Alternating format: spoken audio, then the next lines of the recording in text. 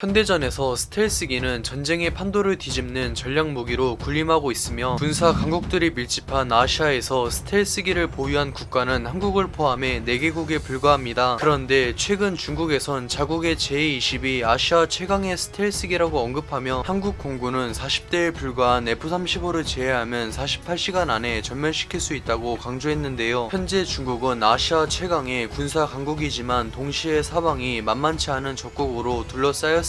특히 자신들의 뒤통수를 노릴 수 있는 한국의 군사력 증강을 매우 경계하고 있습니다. 그러나 이를 들은 한국이 코웃음치며 4.5세대 전투기로 개량한 KF-16V를 꺼내들자 중국은 전혀 예상치 못했던 한국의 반격에 경악을 금치 못하고 있습니다. F-16V는 미국이 중국과 러시아의 스텔스기를 제압하기 위해 야심차게 개발한 스텔스기 킬러이며 5세대 전투기 중에서도 최약체로 평가받는 중국의 제20은 KF-16V에게 전혀 우위를 장담할 수 없는데요. 무엇보다 한국이 2015년에 기존 KF-16의 개량 계획을 밝힌 이후 이상할 정도로 조용했기 때문에 오직 제20의 수적 우위만 믿고 자만하던 중국에게는 그야말로 청천벽력이 아닐 수 없습니다. 그래서 오늘은 스텔스기 잡는 KF-16V의 중국에서 난리난 이유에 대해 알아보겠습니다.